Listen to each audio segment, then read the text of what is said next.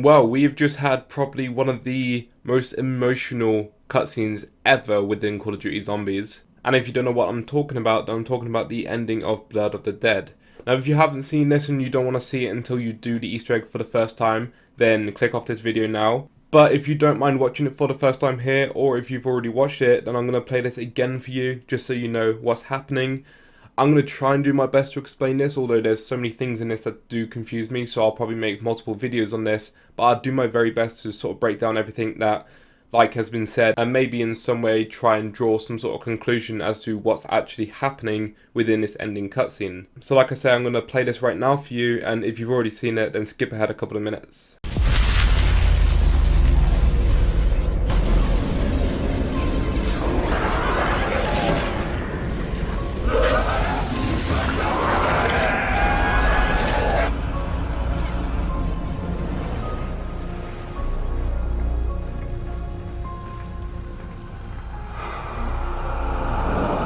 Listen to how the spirits sing.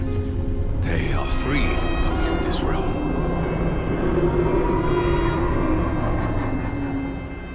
Ain't that swell? Does that mean we win? I would be greatly relieved if that were so. I am in no hurry to ensnare my mortal soul. That will not be necessary, Nikolai. The future has changed.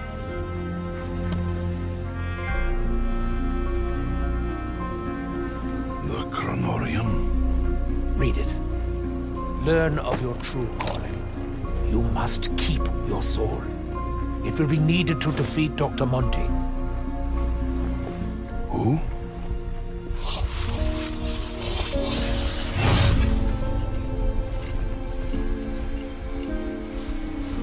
Hello? Hello?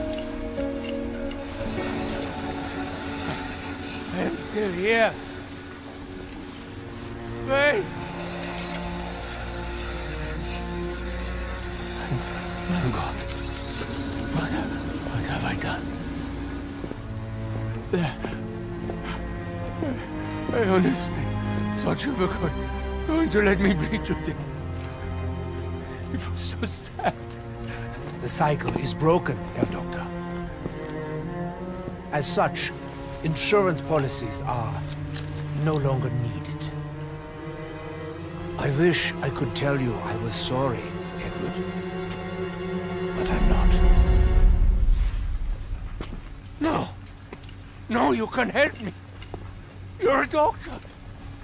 Wait! Don't you know who I am? I have been witness to miracles and calamities! Dimensions born and collapse! I walk a path no other can take! No!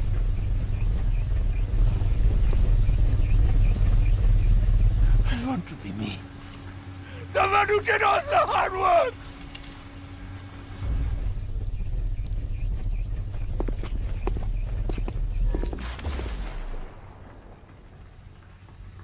I wanted to keep going. This is me. My slightest heart. You won't even remember.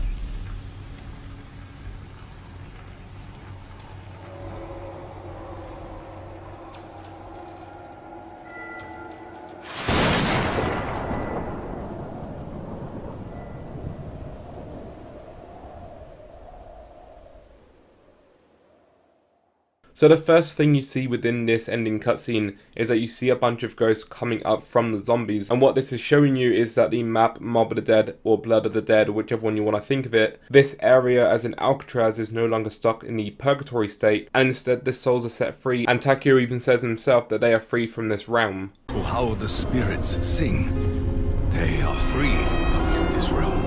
You then have Dempsey saying "ain't that swell," which is an obvious reference to Mob of the Dead itself, and then he says, "does that mean that we win?" Nikolai then replies with, "I hope so, I'm in no hurry to ensnare my mortal soul." For those of you who don't know, ensnare means to capture or to trap in, so in other words he is trying to refer to getting his soul, as this happens at the end of Zetsubo no Shima's Easter egg. This whole map is happening at that end, so once they go through the teleporter at the end of this cutscene, they are actually making their way back to Zetsubo no Shima, which does confuse and interest me at the same time, but I'll get into that in a minute. But because of that situation, Gorod Krovi at this point has not happened yet. And so because of this, we have just got Tekio's soul from Zetsubo no Shima, and just after we got a soul, we then come to Blood of the Dead.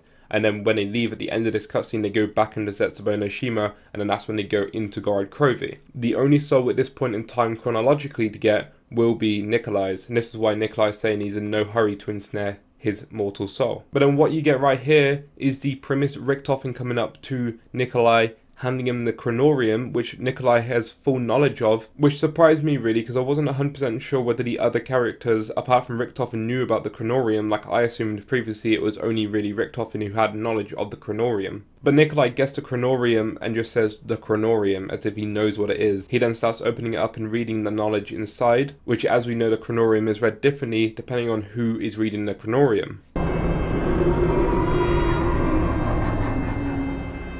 Ain't that swell?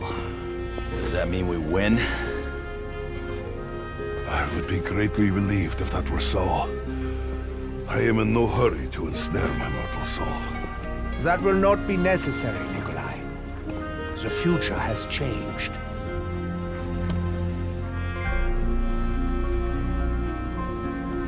The Chronorium? Read it. Learn of your true calling. You must keep your soul. It will be needed to defeat Dr. Monty. Who?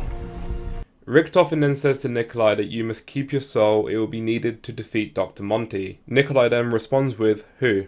And this is because we find out about Dr. Monty in Gorod Krovi. And obviously if we're going in the storyline, Gorod Krovi has not happened at this point. And we don't find out about Dr. Monty really until after the events of Nikolai getting Nikolai 1.0's soul in Gorod Krovi's ending Easter egg. Which if you cast your mind back all the way to Gorod Krovi's ending Easter egg, then in that ending Easter egg, just after Nikolai defeats Nikolai 1.0 and he collects his soul, Richtofen then stands there with the summoning key in his hand. He collects all the souls and he just says, it is done. The souls have been collected, Dr. Max says. And at that point, Takeo, Dempsey and Nikolai were sent up into the sky.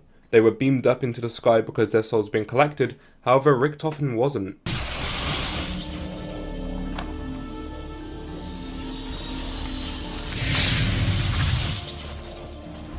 It is done. The souls have been collected, Maxis. We will see you soon.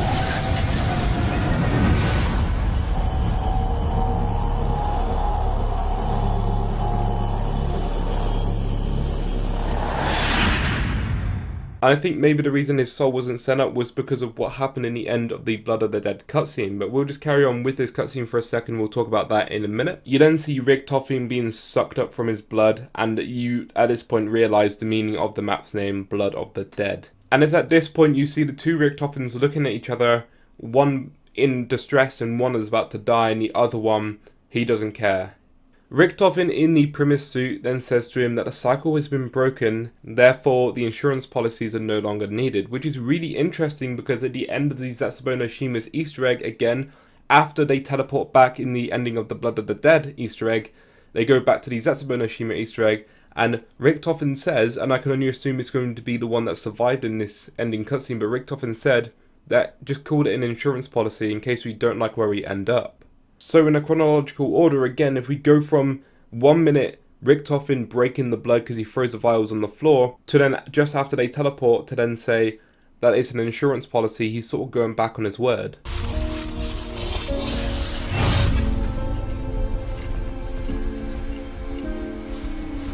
Hello? Hello? I am still here. Wait! My God. What have I done? I honestly thought you were going to let me bleed to death. It was so sad. The cycle is broken, Herr Doctor. As such, insurance policies are no longer needed. I wish I could tell you I was sorry, Edward. But I'm not. No.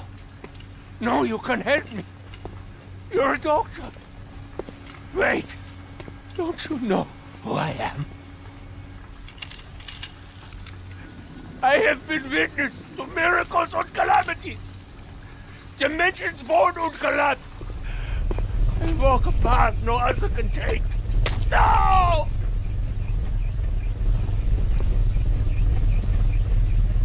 I want to be me. Someone who did all the hard work.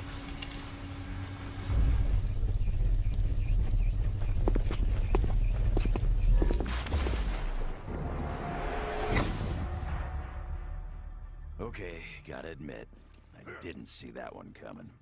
Call it our insurance policy, in case we don't like where we end up. Then right here, as you can see the blood on the floor, the 4 characters walk through the portals, and the very ending shot right here is unfortunately Richtofen, as everything goes black and white, and that basically conveys that Richtofen is dead. The whole ending cutscene to Blood of the Dead is really sad, and I think that the entire community felt the same way, especially people who have been playing this game for a very long time who have got to know these characters really well. But there are still some things that leave me to question, like how certain things have happened at this point. First of all, how did that Primus Richtofen get underneath of Alcatraz opposite the transit crew? How did he end up being frozen along with the transit crew to be there in the first place? Second, when he teleports back into Zetsubo no Shima, he is not wearing the Primus outfit, but instead he's just wearing like normal Richtofen clothes as if he didn't die in the first place. Also, he said to Nikolai about defeating Dr. Monty that he has to collect his soul, or he has to keep his soul, sorry. So he says, you've got to keep your soul in order to defeat Dr. Monty, and you've got to read the Chronorium. And also something else to note, that Nikolai keeps the Chronorium, and he's actually got it in his arm, and he's carrying it as he teleports out of Blood of the Dead. And I don't think there's any reference in Black Ops 3 to support that Nikolai keeps it within Gorod Krovi or Revelations. I don't remember at this point. There might be some sort of image in a music video or something that shows that Nikolai still has the Chronorium on him at that point, which if so would have foreshadowed sort of the ending of Blood of the Dead, or at least foreshadowed something to do with how Nikolai got the Chronorium in the first place. Now the only thing at this point in time that I can think of as to why certain things don't make sense, for instance, Richtofen dying and then the Primus outfit Richtofen going back to Zetsubo no Shima but then having the original clothing on, might be something to do with the fact that all of the maps in Black Ops 3 were in different dimensions. The Giant was in dimension 2210, the Eisendrache was in the Deceptio dimension, which in English means deception. Zetsubo no Shima was in the Prototitione dimension, which again means betrayal in English. And then Gorod Krovi was in the Agonia dimension, which means the agony in English, which again I think all these dimensions fit perfectly with the map names,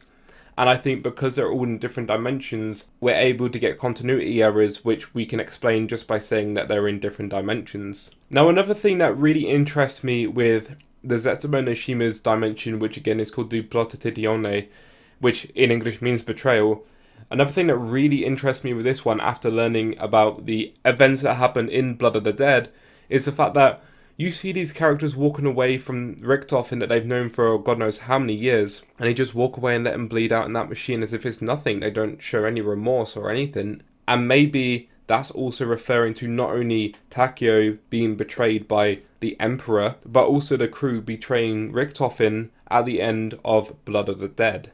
I guess one last thing I want to mention is, so in the ending cutscene of Zetsubo no Shima, just before they teleport back, Dempsey says, 3 down, 1 to go. I guess you're next, Nikolai. And then I can't quite hear what Richtofen says. He says either, I know, or hang on, or something along those lines. But then he says, there's something else that we need to do first. There's a chain of events that must be set in motion. It then teleports them back, and then that's when he talks about the insurance policy. 3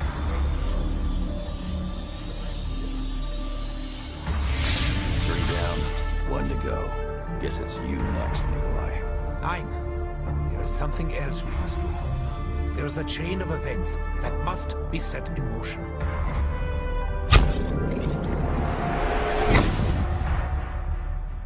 Okay, gotta admit, I didn't see that one coming. Call it our insurance policy, in case we don't like where we end up.